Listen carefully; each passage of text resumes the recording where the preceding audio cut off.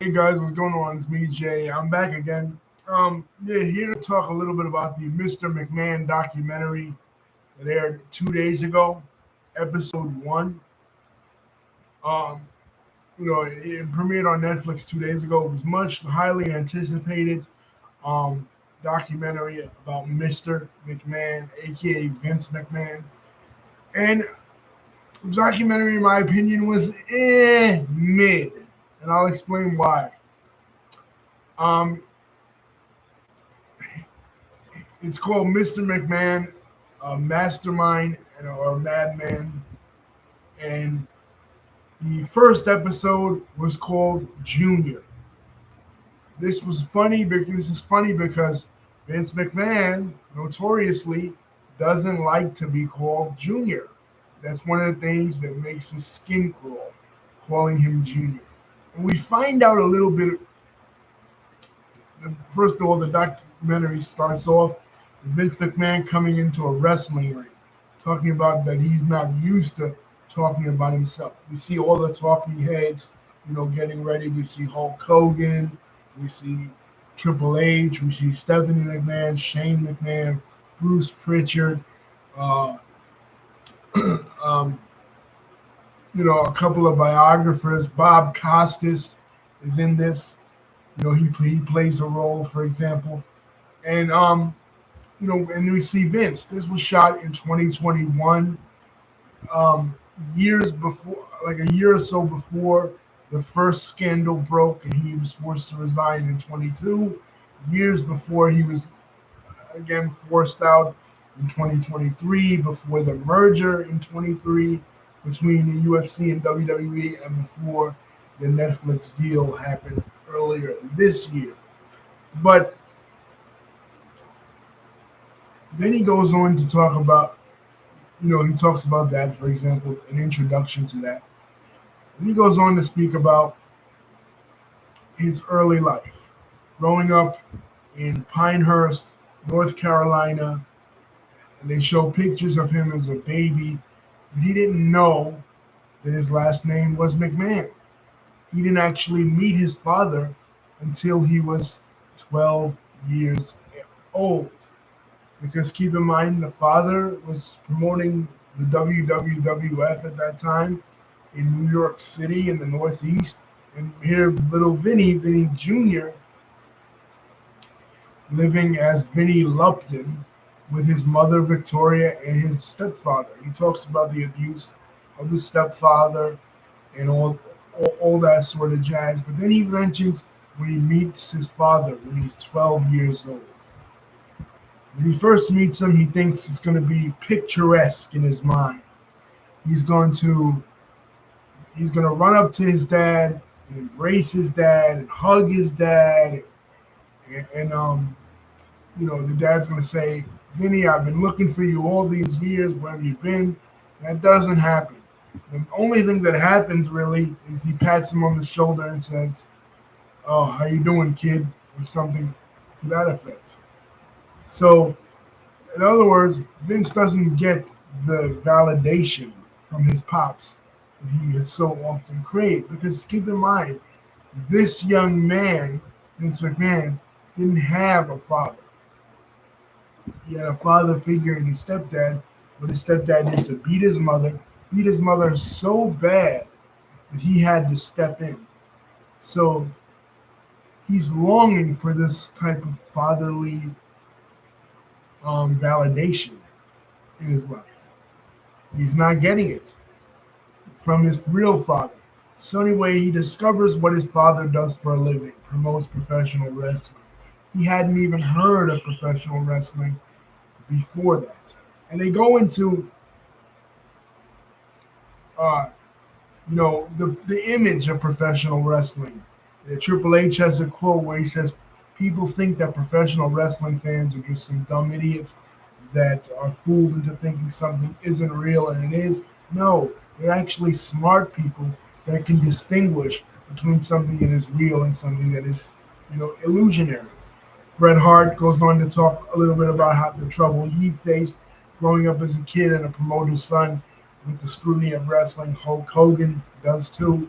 So, but going back to Vince, he'd never seen wrestling growing up in North Carolina like he was. He, but when he gets in touch with his father and he starts to see what his father does, wrestling becomes a way that him and his father can connect with one another. They don't talk about anything else. When they get together, all they talk about, he and his father, is wrestling. Wrestling, wrestling, wrestling, all throughout his teenage years. And he becomes enamored with the business of professional wrestling. So as he becomes an adult, he meets Linda Edwards, Linda McMahon, future Linda McMahon. When he's 16 and she's 13. And they go to college. He studies business administration, and they get married. So Vince wants to buy the WWE from his dad. His dad is thinking about selling it. Originally, they mentioned in the documentary that he was thinking about selling it to Gorilla Monsoon, and this was the early '80s. And it makes sense that he would say Gorilla Monsoon, because keep in mind, Gorilla Monsoon at this time was one of the four owners, three or four owners of WWE, four owners. Vince McMahon Sr., Vincent J. McMahon, Arnold Scullin, Phil Zacco, Gorilla Monsoon, and Gorilla Monsoon. But Gorilla Monsoon had done so much behind the scenes with WWE that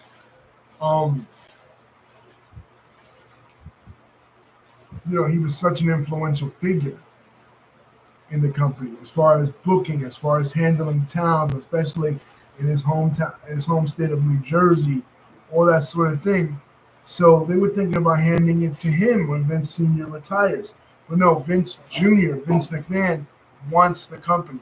So which is what they don't talk about his first venture into promoting, which is being in charge of the Cape Cod Coliseum in Massachusetts in like the mid '70s with his wife, and it's a total bust.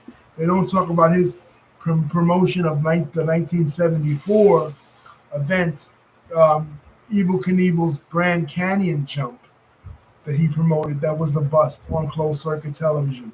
They don't talk about the Ali and Inoki fight, which he promoted. That was a bust in 1976. They skip over all of that.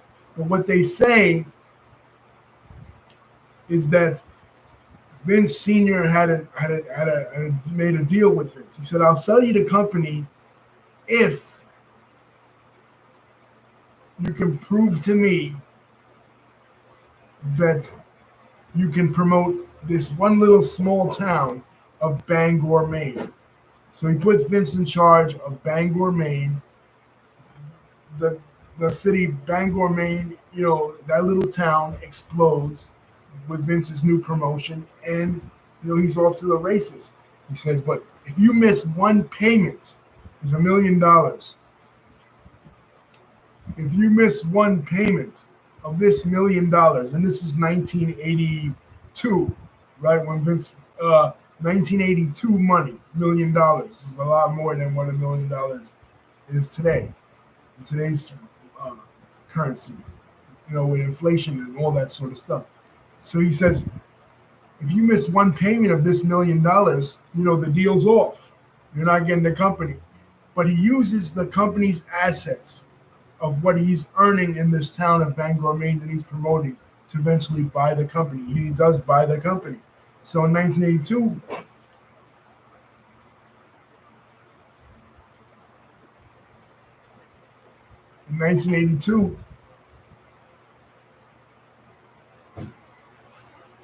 he becomes the new owner of the WWF. But and they talk about a little bit about the territory system. What the territory system was. Eric Bischoff talks a little bit about Vern Gagne and how Vern Gagne was the successful promoter out of Minnesota. Bruce Pritchard explains what the territory system was. Each each promotion around the country had their own little sections of several states and several cities that they were in charge of, that they promoted, and they explained that, and they explained that Vince McMahon was going to go out to all these other places around the country and take them over. And they explained how he did it by basically offering their TV stations, their local affiliate TV stations, better deals, offering the TV stations money, whereas previously the TV stations had paid the wrestlers, the wrestling promotion, for content. Now the wrestling promotion was offering the TV station money, and he had a plan for national expansion. They don't really talk about the NWA and what the NWA was, and that Vince McMahon had left the NWA in 1983 along with Jim Barnett, but they talk about how certain promoters, and they don't mention names, but the biggest one, as we know, we talked about on this channel, was Georgia Championship Wrestling, which had national syndication at that time, and was the Georgia Championship Wrestling was also branching out into other territories. Georgia Championship Wrestling was promoting in Ohio, with the towns of Akron and Dayton, right? They were promoting in those areas. So they already had national expansion. And Jim Barnett, because they had the TBS, they've been on TBS since the early 70s. They had national syndication. In the early 80s, cable was starting to be put in more people's homes, so they could be able to see Georgia Championship Wrestling. But Vince, after he buys the Los Angeles territory and and starts promoting the San Francisco territory, which at that time, after 1981, was promoted by Vern Gagne, he goes into these territories.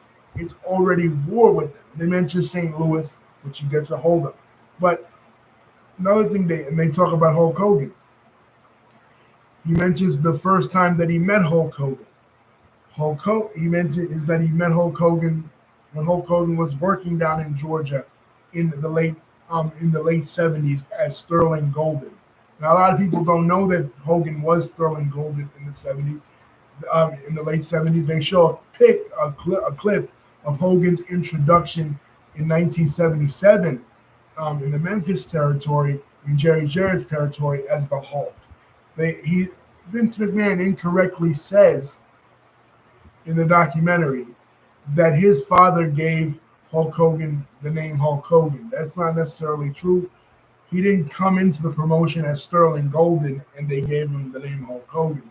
What happened was the name the Hulk came when he was in Memphis, and he went down to Georgia after he left Memphis. Hogan, of course, a brief review of Hogan's career. He started in Tampa. He went to school with Mike Graham, so that gave inroads to Mike's father, Eddie Graham, in the Florida territory, and he wrestled there as Terry Bollea. And then from the Florida territory, Louis Tillett of the Alabama territory picked him up, and that's where he first wrestled with Andre the Giant. They had the arm wrestling match in the Alabama territory, Gulf Coast Wrestling. Then from there, he went to Memphis. Jerry Jarrett got a hold of him, and that's when he got the name the Hulk after being on the talk show with a radio show with Lou Ferrigno. I think it was a radio show. It was probably the Tonight Show or something with Lou Ferrigno, and the host said, "Man, you're even bigger than the Hulk." You know what I mean? And Lou Ferrigno was playing the part of the Incredible Hulk on the TV show at that time. So they gave him the name Terry the Hulk Boulder in Memphis. From Memphis in 1979, Vince Sr. gets a hold of him, and he goes down to New York in 79. And then they give him the name Hulk Hogan. So yes, it's true to an extent that he gave him the last name Hogan to make him, because again, the Northeast had ethnic baby faces. Bruno Sammartino's for the Italians, Ivan Putski for the Polish people, Pedro Morales for the Puerto Ricans, all the way back to the 50s with Argentina Rocca, for the Italians and the Hispanics. You know what I mean? Because Argentina Rocca was from Argentina, but he was of Italian descent.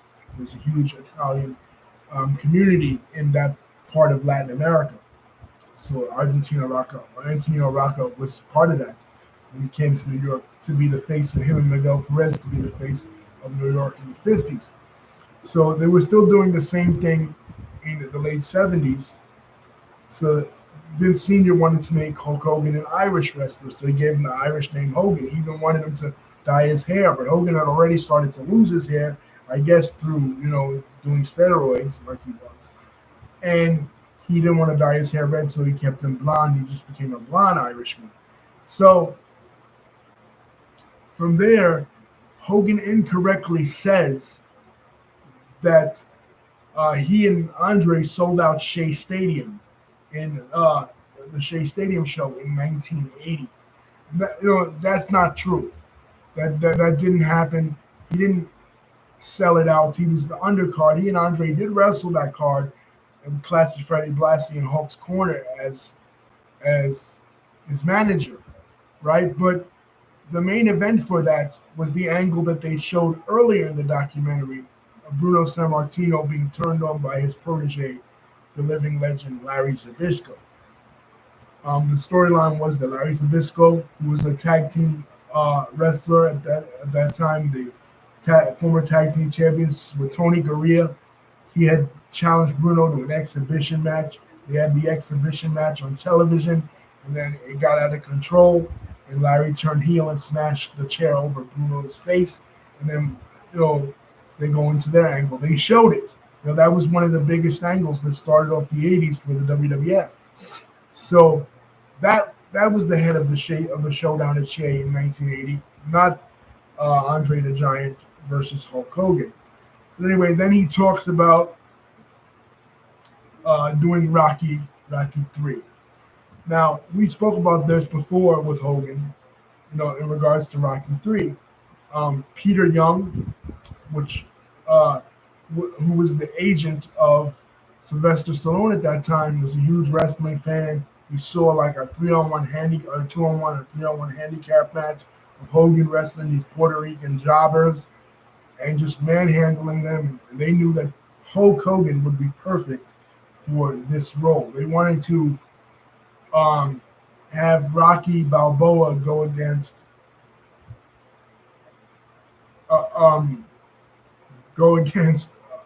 a wrestler replicating the Andre the Giant's Chuck Webner match, which was the undercard of the Ali Inoki fight in '76, move for move. And then Hogan says that Rocky Balboa was a piece of Americana, that Rocky Balboa was bigger than Scarface, bigger than The Godfather. And they showed pictures of 1983 Scarface and 1973 The Godfather in the documentary. And and Vince Sr. had said to Hogan that if he goes to do this movie, he will never work in the WWF again, because Vince Sr. had this in his mind, the idea that entertainers and wrestlers should be completely separate. Wrestlers should not be entertainers. That if wrestlers become entertainers, people will conflate acting with wrestling, and then people will break kayfabe. It will be a breach in kayfabe, and people will start to wonder if wrestling is real. And keep in mind, promoters at this time didn't want that secret getting out. There were two things that weren't done in professional wrestling. One was you didn't promote in another guy's territory, and the other was that you didn't admit that the business was a work. And Vince McMahon Jr. was doing both these things simultaneously. So he knew that when he got in charge, he would want Hogan to come back. And that's exactly what happened. Hogan, after 1982, does the movie Rocky 3, gets hired by Vern Gagne. Initially, Vern Gagne brings him in, and they talk about this as a heel. Johnny Valiant is uh, his manager, right? And the way they don't talk about it in the documentary, but the way they introduced him to the AWA was Hulk Hogan from New York, right? And he only had his back to the crowd. They never saw his face until much, much later. But he was already in the movie, so it's making him a baby face now. He's no longer a heel; he's a face. Um, Going into this,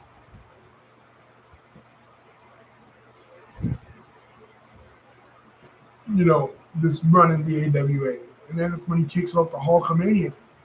Hulkamania, of course, was borrowed from Idolmania in Memphis. This other wrestler, Austin Idol, was one of the biggest baby faces in Memphis at the time that Hogan was there as Terry the Hawk Boulder. So he basically took all of his rap and a little bit of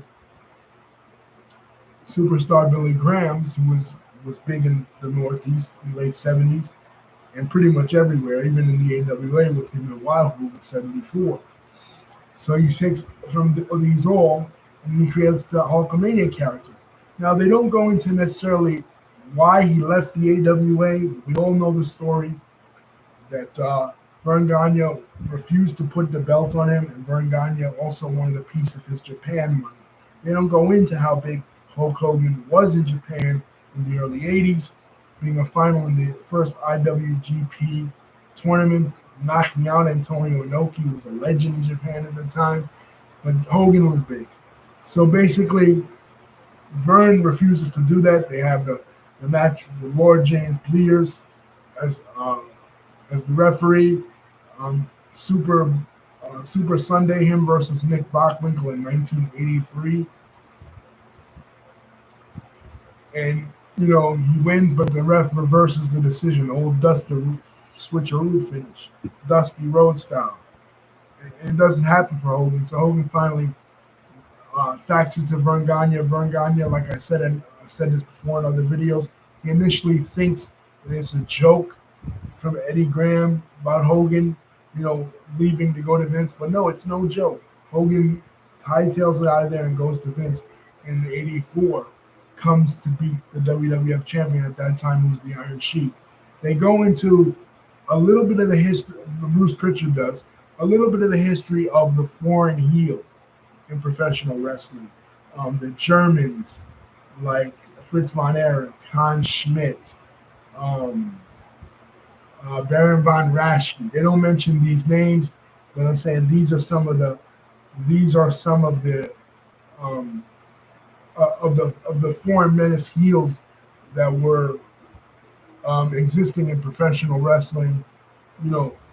From the German side, the Japanese side, Mr. Saito, Mr. Fuji,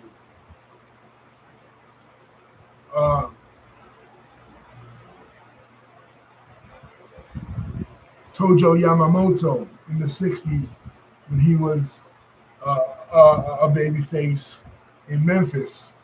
A heel in Memphis before he started teaming with Jerry Jarrett.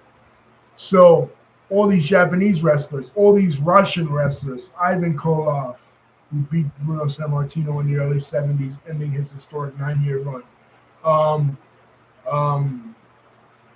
Nikita Koloff, Nikolai Volkov, all these Russian heels after the Cold War, right? So now we're into 1979, we're into 1984, right after the Iranian hostage situation, and boom, the Iron Sheik, Khosrow Vaziri, was just a plain old regular amateur wrestler with Verne Gagne. All of a sudden, Verne flips that switch.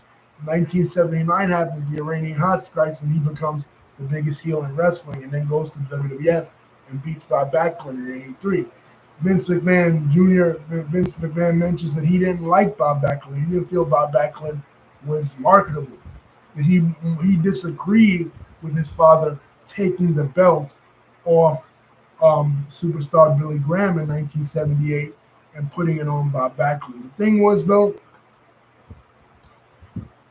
Vince Sr. gave his word to Backlund that he would. Because the whole thing with Backlund started from a bet with Eddie Graham. At that time, Eddie Graham in the late 70s was promoting uh, Jack Briscoe as he was president of the NWA, so we got to decide who would be the NWA champion. He was promoting Jack Briscoe, and Jack Briscoe was was the biggest star in his territory at that time. The legendary feuds between the Briscoes and the Funks in Florida, and he was a collegiate wrestler. He was like a shooter type. He was trained in amateur wrestling, and he was like a vanilla character. He wasn't like Dusty Rhodes, who was the biggest babyface at that time in Florida. He was vanilla-ish, right? And he bet Vince McMahon that a vanilla-ish type babyface like Jack Briscoe with an amateur wrestling pedigree couldn't get over in New York in Madison Square Garden because they were used to Bruno Sammartino, they were used to Pedro Morales, they were used to these larger-than-life ethnic babyfaces. But what about an all-American boy like Bobby Backlund? And Vince said, watch me. So he takes the belt off superstar Billy Graham in 1978, one of the most charismatic wrestlers that they ever had, and quite possibly the most charismatic heel they ever had in the history of the company, at least to hold the belt anyway. So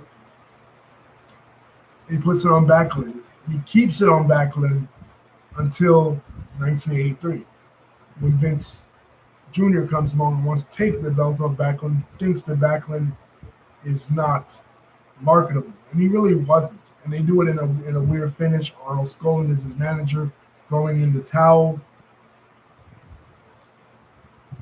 So basically, Backlund could save face. He doesn't come back to the company until '93, 10 years later. He completely retires from wrestling altogether. But it's showing you a shift in tone where Vince Sr. had the company versus where Vince Jr. had the company.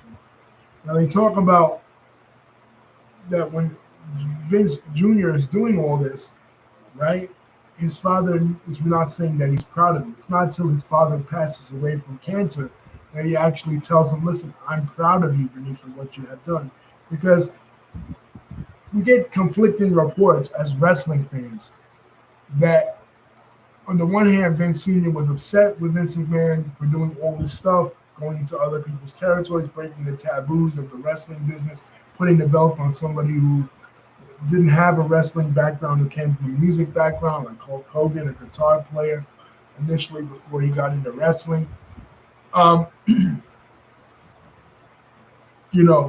Breaking the long-held conventions of the wrestling business. That he was initially mad at that.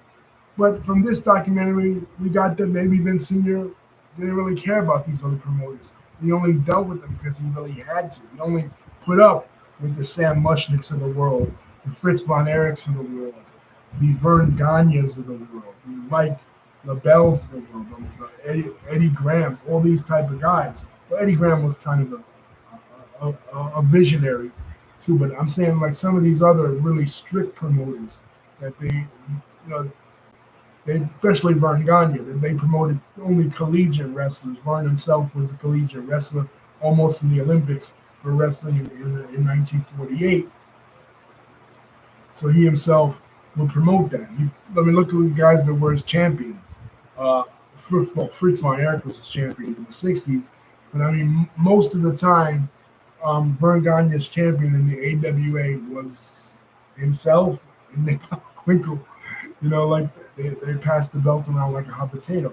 So we get the impression that Vince's father was mad at Vince for doing this, for taking the business in a new direction. But then, he's cool with it. So Vince's father passes away. Now Hulk Hogan's the champion, and they talk about the first WrestleMania and the hype surrounding the first WrestleMania. Now, Vince McMahon lies about him coming up with the name the first WrestleMania. The name WrestleMania. We know the story regarding WrestleMania. That Vince McMahon wanted the name of WrestleMania to be Wrestle Tussle.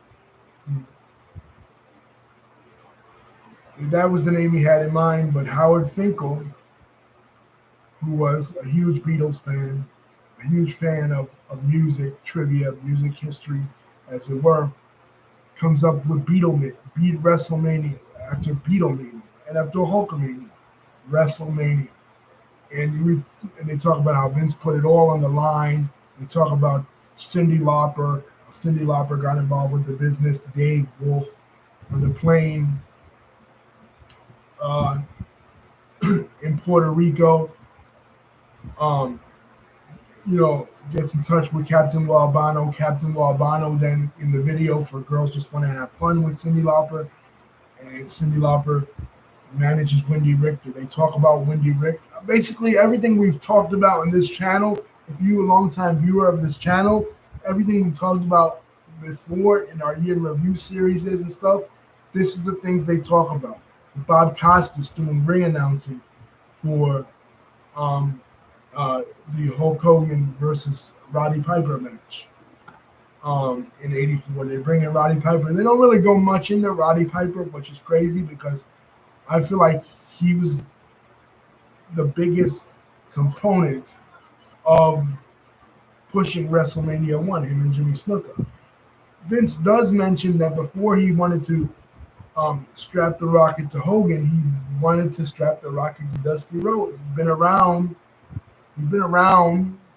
when Dusty came into New York in the late 70s and had a series of matches with superstar Billy Graham, almost winning the WWF Championship at that time. But as Cody said, his father just didn't believe in it. He didn't believe that the business could go that far, and Hogan did. So they talk about how Cyndi Lauper got involved, Wendy Richter got involved. They pushed the women to the main event, and they made the women the forefront because of the Captain Lou Albano and Cyndi Lauper storyline. So after the first WrestleMania, they talk about it being a success. They don't talk about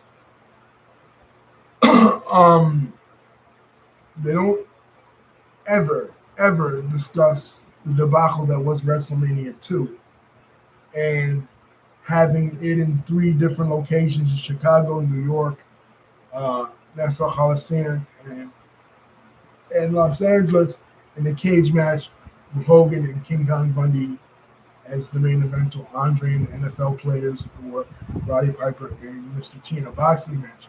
They don't talk necessarily about that. They skip right over to 1987. And they talk, they show Aretha Franklin, America the Beautiful, 93,000 plus. They talk about the competition that they had with the Pope. Now, there's an interesting story with regards to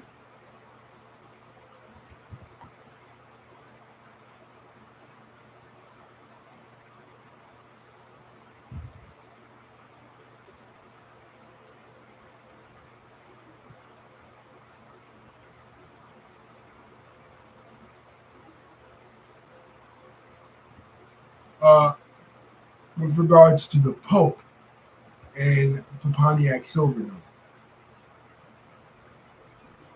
Vince McMahon set out to beat all of the indoor attendance records ever in history, right? So he sets out to beat the Pope. Now, when the Pope in Vatican City, the Catholic Church, one of the oldest organizations in Western civilization, perhaps, I don't know, the oldest organization, depending on your religious inclination, what denomination of Christianity you belong to. If any of you guys belong to Christianity, the Christian religion as a whole, you'll view the Catholic Church as the creme de la creme, the original organization. I mean, the original version of Christianity, the NWA of Christianity, if you will, whether you're talking about the gangster rap NWA or the wrestling promotion NWA. The analogy still stands. The Catholic Church,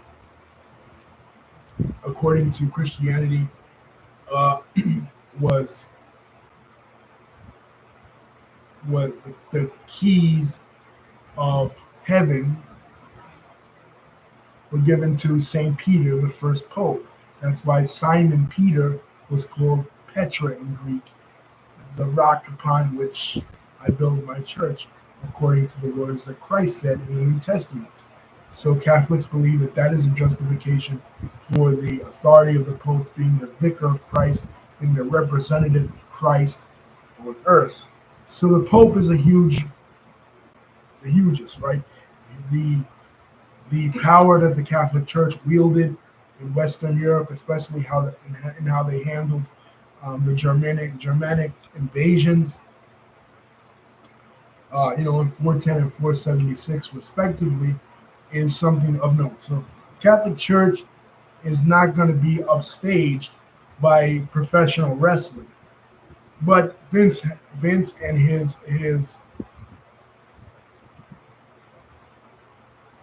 people, right? Particularly Zane Breslov, his main promoter. Zane Breslov was when Zane Breslov goes to WCW in the mid '90s, and he starts to promote for WCW, and he also was involved in the promotion of the first UFC one in Colorado in '93. He's a really brilliant promoter.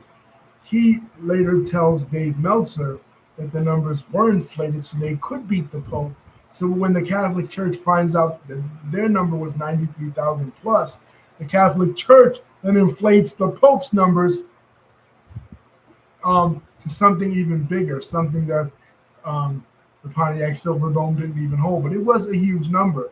But the point is, for a while, the Catholic Church and the WWF were in a game of one-upsmanship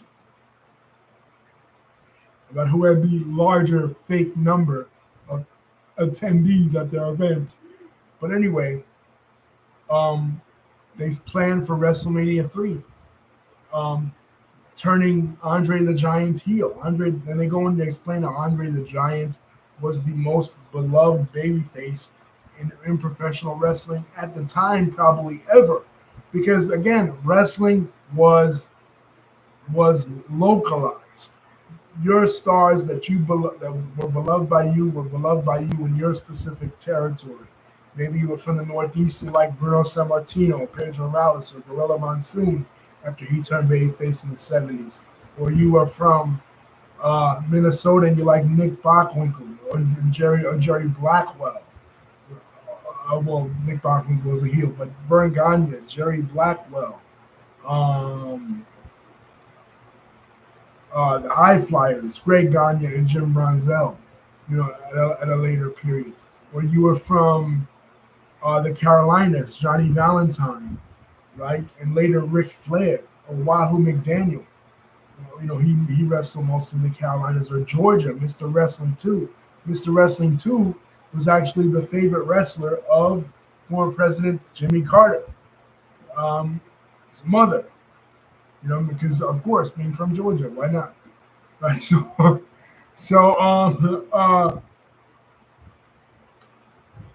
So each and every promotion had their local heroes, but Andre the Giant traveled everywhere. Plus, his cameo in The Princess Bride, made him a huge star. He traveled everywhere. He was in every when they would do the reverse battle royals in San Francisco, or any battle royal, a tradition after 1981 when Vern Gagne purchased the company from Roy Shire, they continued to do. And Andre the Giant would do those. That was his specialty, Andre the Giant, from when he was wrestling as Jean Ferret in France, where he was first discovered. That was his specialty, battle royals.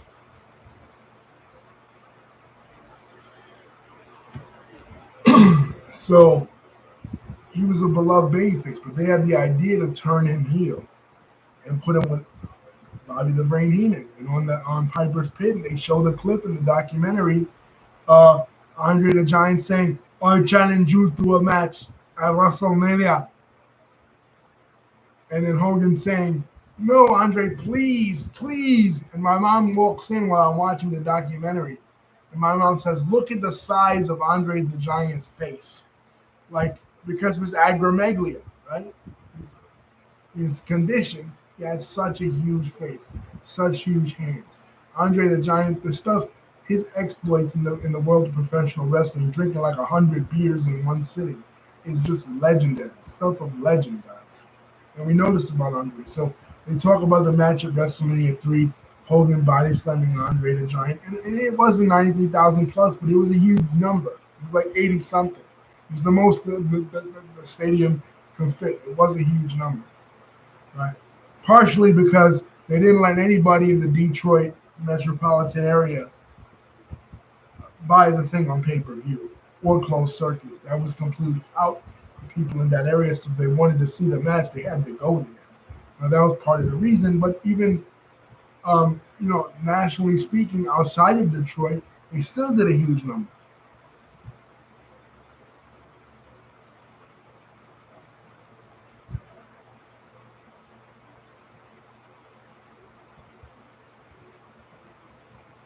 So they talk about WrestleMania 3. They don't go into WrestleMania. From there, 1987, they make a huge jump to talking about the scandals that Vince was involved in. Now,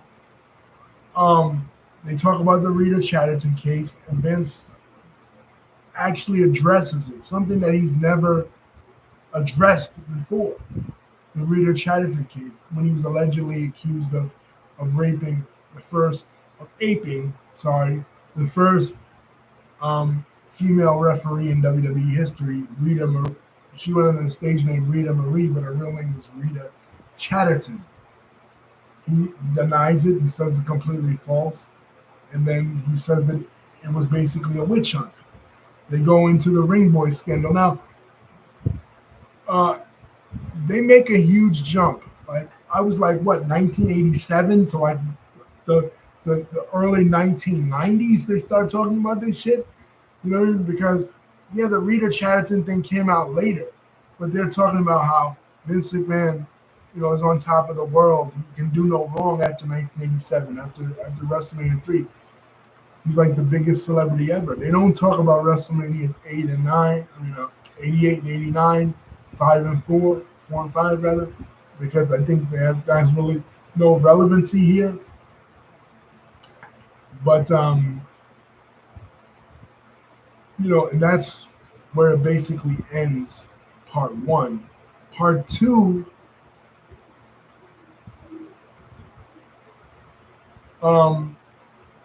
which I'll do a video on tomorrow, goes more into the downtimes of the WWF, the steroid scandal, the Ring Boy scandal.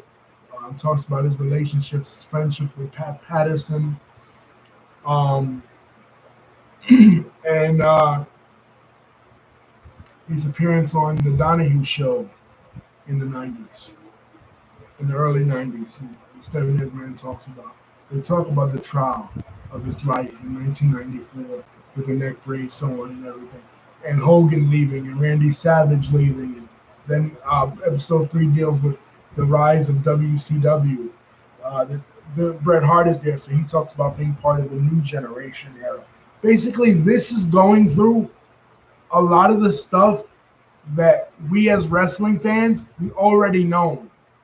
I believe like this documentary is an introduction to the Netflix audience of the history of professional wrestling and what they're going to be seeing as they delve into the world of professional wrestling. This is like a crash course. This is like, say you take American History 101. Okay, they're going to briefly run through civilizations of the Native Americans. They're going to briefly run through the various settler colonies, William Penn in Pennsylvania, the establishment of the Rhode Island colony, the establishment of the Massachusetts Bay colony, and the establishment of the King's Charters colonies in the Carolinas and Virginia. And they're going to run through the American Revolution, the French and Indian War, then the American Revolution, and then the War of 1812, and then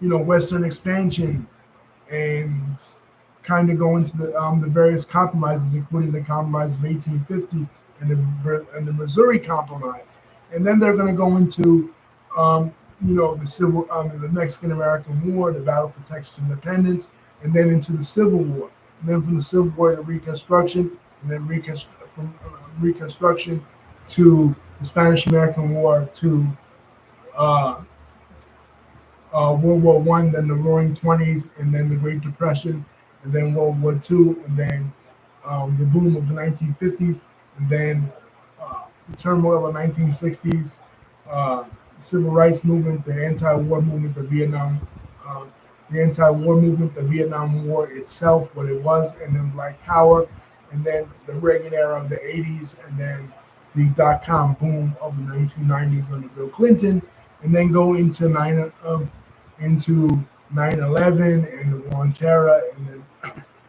the recession in 2008, the rise of Barack Obama, and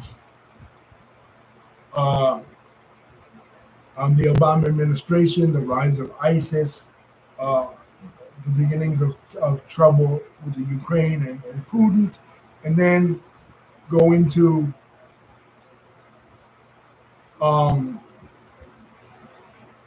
Trump in the modern era, and then January the 6th, if you get there. But that's what kind of this is. You know what I mean? Like this might not this like something like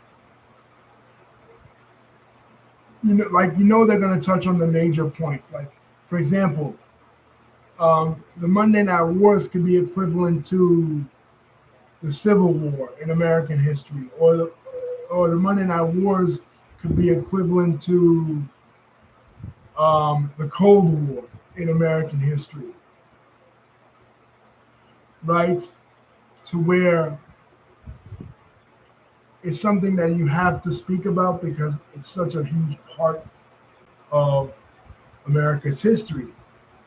Whereas the first part was dealing with Vince and dealing with national expansion. That's kind of like the American Revolution, the establishment of the colonies by England, right? So the Monday Night Wars is something you have to go into because that's the if you're comparing wrestling history to American history, the Monday Night Wars is like the Civil War. But post that, they got to go into the ruthless aggression era, which could be analogous to Reconstruction. And they got to go into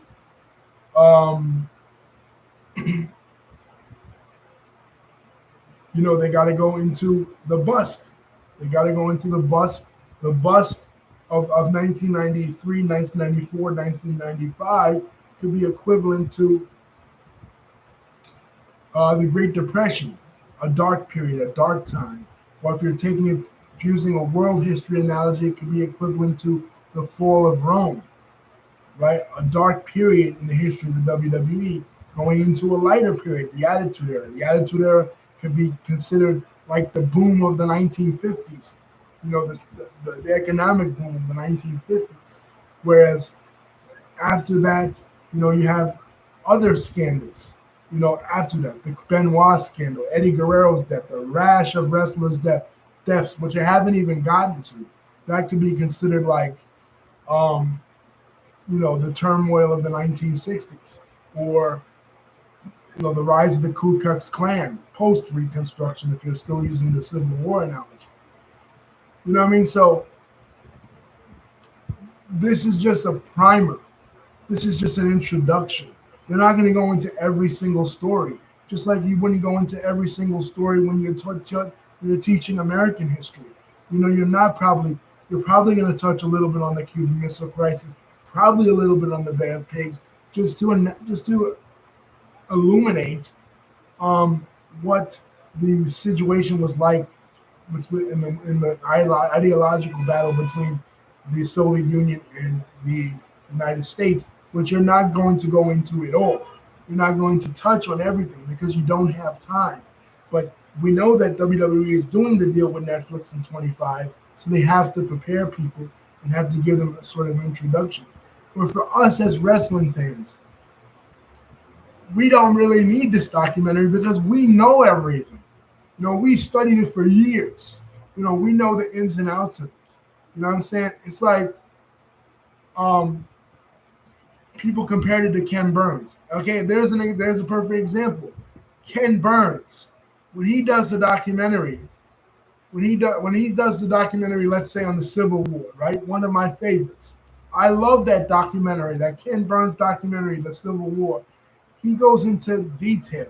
He goes into depth. But at the same time, a lot of it is stuff we already kind of know, right? About the Civil War. But when I watch baseball by Ken Burns, I like baseball a little bit. I'm a little bit of a casual baseball fan, but I'm not a huge baseball fan. So I love the little anecdotes here and there about the establishment of baseball, right? About how baseball came to be. I didn't know who Kennesaw Mountain Landis was. I didn't really know about Ty Cobb other than just being a name. The specifics of the life of Babe Ruth. I didn't know about any of that. Same thing with the jazz documentary. When he did the jazz documentary, I knew who Louis Armstrong kind of was. I knew who Duke Ellington was. I knew Lester Young. I knew Billie Holiday. These individuals, but I didn't know about their life stories. So that's how kind of this documentary is. But if I'm learned in the subject, if I know about the subject, of course I'm going to look at it like, oh man, they're talking about the same things over and over. So what I'm saying is, you guys can't look at this like a wrestling fan. You can't say, well, oh well, I knew about Andre the Giant, Hulk Hogan, WrestleMania 3, 93,000 plus. It was a fake number. I know about the screw job. I know about Hall and Nash leaving. I know about Chris Benoit's death, Eddie Guerrero's death, this scandal, that scandal, Pat Patterson molesting the boys and all that. Of course, you knew that because you're a wrestling fan. You're invested in all this stuff. You've been knowing about this stuff, been reading documentaries on this stuff, seeing documentaries on this stuff, reading books on this stuff for years and years and years. But other people that are watching Netflix for the first time that don't know anything about this shit is just learning about this shit. You understand what I'm saying? So you guys might look at it like it's boring. I might look at it like it's boring because I'm the Sex, Lies, and Headlocks, The Death of WCW, uh, both volumes. Vince McMahon's autobiography that came out last year. I learned all that from this. There's nothing in this documentary. A lot of it I lived through. You know what I'm saying? The Monday Night Wars, man. I watched the Monday Night Wars from the beginning, September 11th, 1995, to the freaking end, March 23rd, 2001. You know what I mean? So I didn't watch the September 4th one, but that don't count because remember, Raw was preempted that night. I was at my grandma's that night, and she didn't have cable. You know what I mean? So, but that one don't count because Raw was preempted for the dog show. But from the beginning to the end of the Monday Night Wars, I watched it. Many of you did too. Many of you know all this stuff. You know what I mean? Like, here's an example. The Montreal Screwjob, if you wanted to compare the Montreal Screwjob in its magnitude in wrestling history to an event in world and U.S. history and American history, it's like the Kennedy assassination. People that are students of American history and people that love to study American history, love to read about American history, they've heard everything there is to hear about the Kennedy assassination, the Grassy Knoll conspiracy, right? The fact that Johnston had him set up, the fact that it wasn't a lone gunman, the fact that the mob might have been involved because Bobby was interrogating the mob at that time. We all know that, you know what I'm saying? But the average person that doesn't study this kind of stuff doesn't know about all that. Same thing with the Montreal. So they have to talk about Montreal. You know what I'm saying? Like, they have to talk about the Monday Night Wars. They have to talk about Benoit, which is, I didn't get to the Benoit part. I heard that Vince does speak about Benoit, you know what I mean? But I want to see what he says. I haven't seen the Benoit. I think it's at like the fourth part, you know what I mean? But like, I want to see what he says about this because he never spoke about Benoit really. And that was one of the things that really shook the company. I mean, hey, one of their top wrestlers that was main eventing for them 3 years, like their biggest show, WrestleMania 20, murdered himself, his wife, and his family.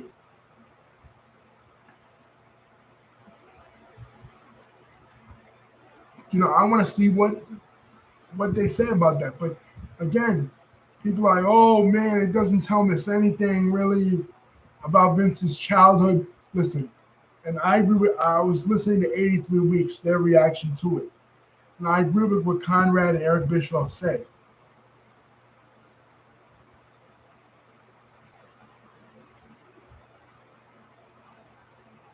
That they are setting this up. They're they're crescendoing this. This is like an opera, right? This is building to a point. It's building a storyline around this documentary. And the storyline is that Vince McMahon is the older white wrestling version of P. Diddy. He's somebody that took advantage of his employees. He's somebody that exploited his employees. So making him out to be a sympathetic figure, mentioning that he might have gotten molested by his stepfather and his mother allowed it, his mother may have even been involved in his molestation, as he alludes to, that would make him a sympathetic figure in the eyes of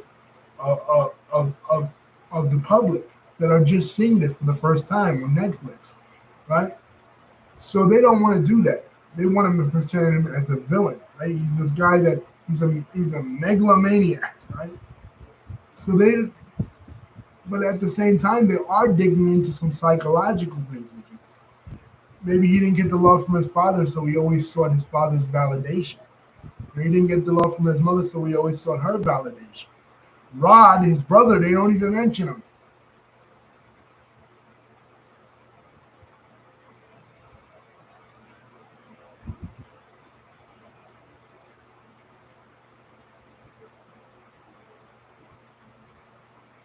So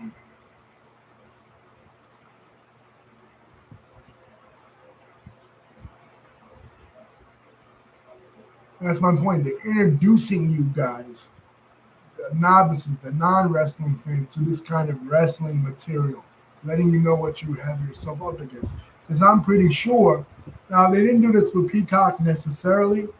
When they first got on Peacock, they didn't really do that. You know what I mean? They did have, their regular documentaries or whatever that they put out before that were on DVD and the WWE Network prior to that. You know what I mean? Like the Monday Night Wars documentary. But they didn't do that because I guess Peacock didn't have the bigger audience. Netflix is the biggest streaming service in the world, and they're gonna be there. You know what I mean? So, and this is like they're saying goodbye to this. In the Area Manuel, Nick Khan, they don't want to really deal with the Vince McMahon thing anymore. So let's air all the Vince McMahon dirty laundry out. Get rid of Vince's memory, obliterate Vince from the history of professional wrestling. Let's talk about all the dirty laundry that happened in all the other previous eras of WWF. Vince McMahon taking Ray Morgan's spot starting out taking Ray Morgan's spot, his father's previous announcer, and becoming an announcer initially. Let's clear all that out, all the other sex scandals that Vince was involved with, all the other scandals that Vince was involved with, and let's start off fresh. You know what I'm saying? Like what Disney did when they bought Star Wars. They started off, they gave them the fan service that they gave them in The Force Awakens in 2015, and then they started off completely fresh with something new. The fans didn't like the something new, but still they started off with something new, something fresh. Uh,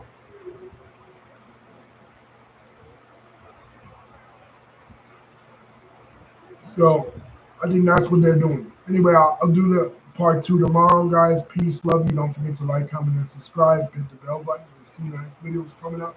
Peace.